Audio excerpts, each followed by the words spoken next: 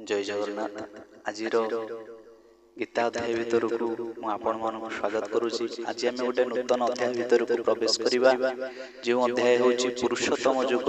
एई युग भितर आम जानिबा संसार रे केउ भली भाबरे ए जो संसार रे वर्णना करा छै। संसार टा गोटे ओलट वृक्ष। ए जो विश्व सृष्टि को गोटे ओलट वृक्ष सदृश तुलना करा जाय छै। जहार के होचंती मूल होचंती भगवान आउ तार अर्थ होचंती वा शाखा होचंती प्रजापिता ब्रह्मा। ए भली भाबरे परमात्मा के भली भाबरे अछंती मूल रे शाखा प्रशाखा माने वेद ए सब विषय जानिबा। तेणु सेही सद्गुरुंकर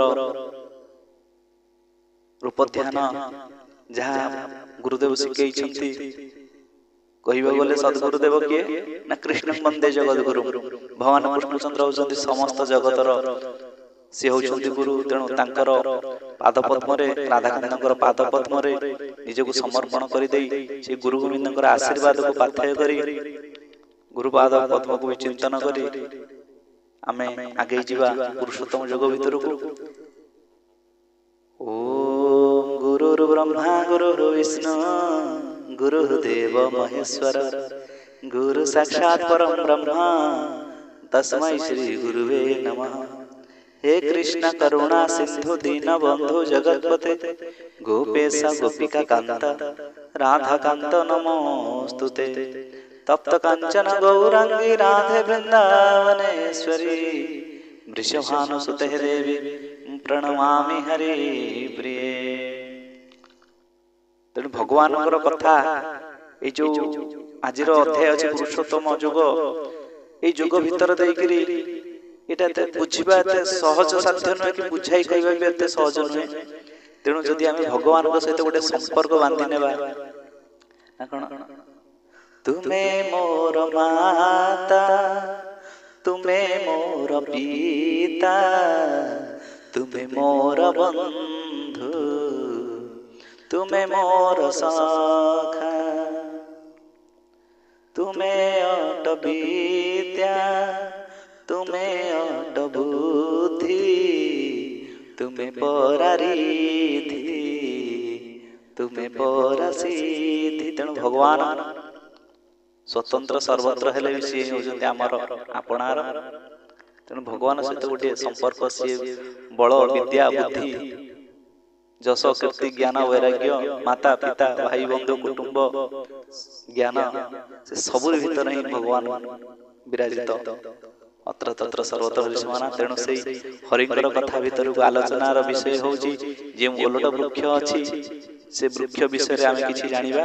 भगवान सर्वप्रथम श्लोक 1 नंबर श्लोक भगवान कहउचंती कोन ऊर्ध मूलमध शाखम अश्वत्थं प्राहुरव्यं छन्दासि यस्य पर्णानि जस्तं वेदस वेदवित्। श्री भगवान कहले आदि पुरुष परमेश्वर जहार मूल ब्रह्मा जहार मुख शाखा आउ जो संसार रूप को अश्वत्थ वृक्ष को अविनाशी बोली कहा जाए तथा वेद को जहार पत्र बोली कहा जाए सही संसार रूपक वृक्ष को जो पुरुष मूल सहित तत्वत जानती से वेदर प्रकृत तात्पर्य जानती।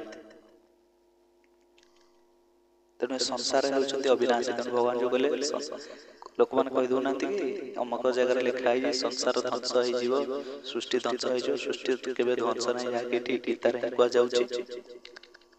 अनादि काल एही अनादि माने जहार के आदि अंत नहीं क्यों अनादि काल परमात्मा जेहेतु अविनाशी अनादि काल एही परंपरा चली एही संसार ओलट वृक्षर परंपरा।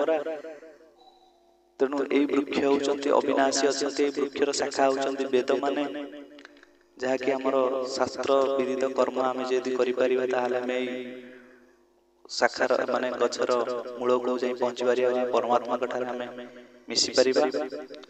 अधश्चूर्ध्वं प्रसुदास्तस्य शाखा गुण प्रवृद्धा विषय प्रबाला अधश्च मूलन्यनो संततानि कर्मानुबंधिनी मनुष्य लोके। त्रिगुण रूपी जल द्वारा बुद्धि प्राप्त होइथिबा एवं विषय भोग रूपी कोमल पत्र थिबा एही संसारर ବୃକ୍ଷର ଦେବ ମନୁଷ୍ୟ ତ୍ୟଜକ ଆଦି ଯୋନିରୁ ବି ଶାଖା ଗୁଡ଼ିକ ତଳ ଉପର ଆଦି ସକଳ ଦିଗରେ ପ୍ରସାରିତ ହୋଇ ରହିଛନ୍ତି ତଥା ମନୁଷ୍ୟ ଲୋକରେ କର୍ମାନୁସାରେ ବନ୍ଧନ କରୁଥିବା ଅହଂତ୍ୱ ମମତ୍ୱ ବାସନା ରୂପୀ ମୂଳ ଗୁଡ଼ିକ ମଧ୍ୟ ତଳ ଉପର ଆଦି ସର୍ବଲୋକରେ ବ୍ୟାପ୍ତ ହୋଇଛନ୍ତି। ତେଣୁ ଖାଲି ଦେଖିବାକୁ ଗଲେ ମୂଳଟା ସିନା ଉପରକୁ ଅଛି, ତାଙ୍କର ଅଧଟା ସିନା ଗୋଟେ ପର୍ଟିକୁଲାର ଜାଗାରେ ଅଛି, କିନ୍ତୁ ଶାଖା ପ୍ରଶାଖା ପର୍ଟିକୁଲାର ଜାଗାରେ ନାହାନ୍ତି। ଉପର ତଳ ସେ ତା ଉପରେ ଭାବରେ ଗୁଡ଼େଇ ରହିଛନ୍ତି।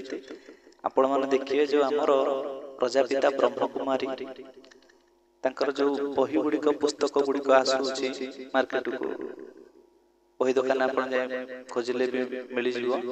ଦେଖିବେ ସେହି ବହି ମାନଙ୍କ ଭିତରେ ସେ ଯୋଉ ଓଲଟ ବୃକ୍ଷଟାର କେଉଁଭଳି ଭାବରେ ସବୁ ଗୁଡ଼େଇ ତୁଡ଼େଇ ହେଇକି ଅଛନ୍ତି କାହା ଭିତରେ ସିଏ, ତେଣୁ ତାକୁ ହିଁ ଦେଖିଲେ ଜାଣିପାରିବେ କି କାହା ଭିତରେ କିଏ ଗୁଡ଼େଇ ରହୁଛନ୍ତି। ପ୍ରତ୍ୟେକ ଜାଗାରେ ହିଁ ଗୋଟିଏ ଗୋଟିଏ ଆସୁଛି ମାନେ ପରୀକ୍ଷା, ଗୋଟିଏ ପରୀକ୍ଷା ଉତ୍ତୀର୍ଣ୍ଣ ହେଲେ ଗୋଟିଏ ପରୀକ୍ଷା, ଯେମିତି ଆମର ସବୁ ଗେମ୍ ମାନଙ୍କରେ ରହୁଛି ନା, ଯେଉଁମାନେ ସବୁ ଗେମ୍ ଖେଳୁଛନ୍ତି ପବଜି ଅମକ ସମକ ଏଇ ଯୋଉ ଫ୍ରି ଫାୟାର ଏସବୁ ଯୋଉ ଖେଳୁଛନ୍ତି, ସେ କ'ଣ ହଉଛି ନା ନିଶାସକ୍ତ କରେଇ ଦଉଛି। କ'ଣ ନିଶାସକ୍ତ ନା ଗୋଟେ ଗେମ୍ ପରେ ଆଉ ଗୋଟେ ଖେଳିବା, ଆଉ ଗୋଟେ ଉତ୍ତୀର୍ଣ୍ଣ ହେବା, ଆଉ ଟିକେ ଉପରକୁ ଯିବା, ସେମିତି ସିଏ ଯେମିତି ଗୋଟେ ନିଶା ରହୁଛି ଆମକୁ ମୃତ୍ୟୁ ଆଡ଼କୁ ନର୍କଗାମୀ କରେଇ ଦଉଛି। ବହୁତ ଲୋକ ତ ପାଗଳ ହେଇଯାଉଛନ୍ତି, ବହୁତ ଲୋକ ଏଠି ମେଡିକାଲ ବି ଆସୁଛନ୍ତି ପାଗଳ ହେଇଯାଉଛନ୍ତି ଖେଳିକିରି। ସେଇଭଳି ଭାବରେ ଆମେ ଭଗବାନଙ୍କର ନିକଟକୁ ଯେତେବେଳେ ଯାତ୍ରା କରିବା, ସେମିତି ପ୍ରତ୍ୟେକ ଜାଗାରେ ଗୋଟିଏ ଗୋଟିଏ ପଦକ୍ଷେପ ଆସୁଛି। ଯେମିତି ଆମ ଭିତରେ କାମନା ଭାବ ଆସୁଛି, କ୍ରୋଧ ବି ଆସୁଛି। କାହାର ତ ଅଳ୍ପ ଆସୁଥିଲେ, ମୋର ତ ଅଧିକା କ୍ରୋଧ ଆସୁଛି। ଏଇଭଳି ଭାବରେ ଦେଖିବାକୁ ଗଲେ ଆମର ପ୍ରତି ମୁହୂର୍ତ୍ତରେ ପରୀକ୍ଷା ଚାଲୁଛି। ସେଇ ପରୀକ୍ଷା କର୍ମବନ୍ଧନ ଭିତରେ ଅହଂତ ମମତ୍ୱ ବାସନା ରୂପୀ ମୂଳ ଗୁଡ଼ିକ ମଧ୍ୟ ତଳ ଉପର ଆଦି ସର୍ବଲୋକରେ ବ୍ୟାପ୍ତ ହୋଇଛନ୍ତି। ଆମେ ଯିବା ଆସିବା ବାଟରେ ଯେତେବେଳେ ଆମେ ଆଗେ ଯେପର୍ଯ୍ୟନ୍ତ ପ୍ରଭୁଙ୍କ ପାଖରେ ଆମେ ପହଞ୍ଚିନେ, ପରମାତ୍ମାଙ୍କ ପାଖରେ, ସେ ପର୍ଯ୍ୟନ୍ତ ଆମକୁ କାମ କ୍ରୋଧ ଲୋଭ ମୋହ ଅହଂକାର ଏସବୁ ଗ୍ରାସ କରିବା କଥା ହିଁ କରିବ। ତେଣୁ ଭଗବାନ ହେଉଛନ୍ତି ଏଇ ଯୋଉ ଗଛର ମୂଳ, ହେଉଛନ୍ତି ଭଗବାନ ପରମେଶ୍ୱର ଆଦି ପୁରୁଷ, ଆଉ ବ୍ରହ୍ମା ହେଉଛନ୍ତି ମୁଖ୍ୟ ଶାଖା ବା ଅଥବା ଯାହାକୁ କହନ୍ତି କି କ'ଣ କହନ୍ତି କାଣ୍ଡ, ଗଛର ମୂଳର ଉପର ଅଂଶଟା, ଉପର ଭାଗ। ତେଣୁ ବ୍ରହ୍ମା ହେଉଛନ୍ତି କାଣ୍ଡ, ମାନେ ମୂଳ ତ ରହିଲା, ଚେର ତ ରହିଲା ଭିତରେ, ତା ଉପରକୁ ଯାହା ଦେଖାଯାଉଛି ସିଏ ହେଉଛନ୍ତି କାଣ୍ଡ। ଆମେ ଦେଖିବାକୁ ଗଲେ ବୃକ୍ଷ ଏଠି ଓଲଟ ବୃକ୍ଷ ରହୁଛି। ତେଣୁ ସେ କ'ଣ କରୁଛନ୍ତି ନା ବ୍ରହ୍ମାଙ୍କ ଠାରୁ ଏଠାରେ ସବୁଆଡ଼କୁ ହିଁ ସୃଷ୍ଟି ପରିବ୍ୟାପ୍ତ ହେଇଛି। ତେଣୁ ବ୍ରହ୍ମା ଯୋଉ ବେଦ ରଚନା କରିଛନ୍ତି, ସେଇ ବେଦ ଅନୁସାରେ ଯେଉଁମାନେ କାର୍ଯ୍ୟ କରିବେ ତାହେଲେ ସେମାନେ ଭଗବାନଙ୍କୁ ପ୍ରାପ୍ତ ହେଇପାରିବେ। ଏଇଭଳି ଭାବରେ ବିଷୟ। ତେଣୁ ଆଗାମୀ ଅଧ୍ୟାୟରେ ଆମେ ଆଉ କିଛି ଜାଣିବା। ଆଜି ପାଇଁ ଏତିକି। ଜୟ ଜଗନ୍ନାଥ, ଜୟ ଜଗନ୍ନାଥ।